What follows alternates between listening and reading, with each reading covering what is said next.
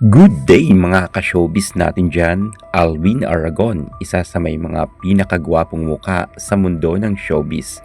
Hindi natin may kakaila na talagang habulin rin siya ng mga kababaihan ng panahon niya at ng sangkababaklaan, kung kaya nga sumabit ang kanyang pangalan sa iba't ibang issue.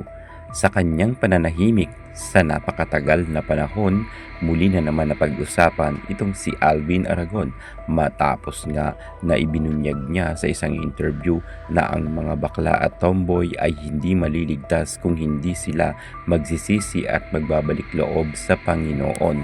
Alvin Aragon, may katotohanan ba ang kanyang sinasabi, sapagkat marami ngang mga nagagalit sa kanya dahil itong si Alvin ay medyo nag-share nga siya ng salita ng Diyos, ngunit tila ba marami ang mga tinamaan dito, lalo na yung mga napakaraming tomboy at bakla. Panoorin nyo ang ating vlog hanggang sa dulo at malalaman natin kung may katotohanan ba ang sinasabi ni Alvin Aragon na hindi maliligtas ang mga tomboy at bakla. Pero bago ang lahat, subscribe ka muna, click ang ating notification bell para lagi kang updated sa lahat ng issue sa showbiz. Susunod na.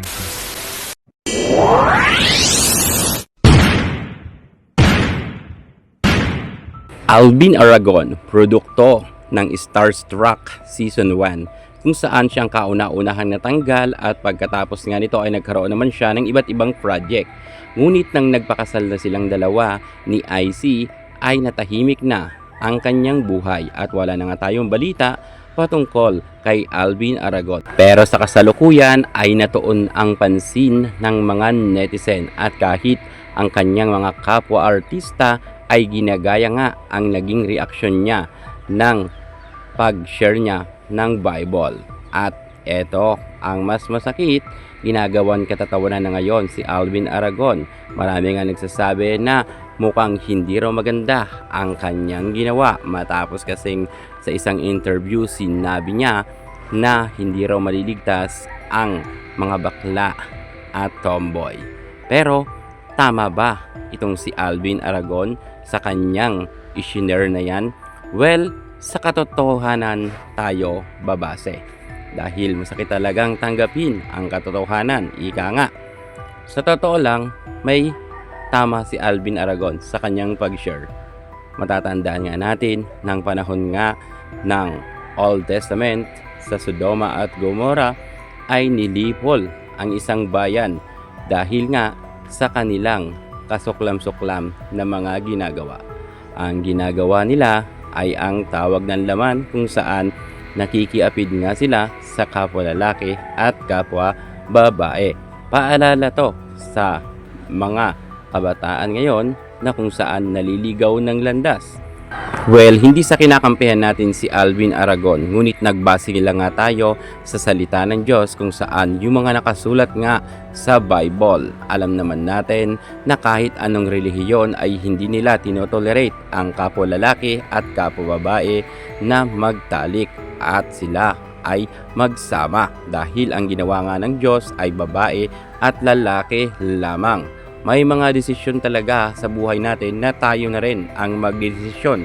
Sabi nga sa 1 Corinthians 6, 9, and 10, ang mga nakikiapid sa kapwa lalaki at kapwa babae ay hindi magmamana ng kaharian ng Diyos. Paalala yan ng Biblia, ang tunay na salita ng Diyos.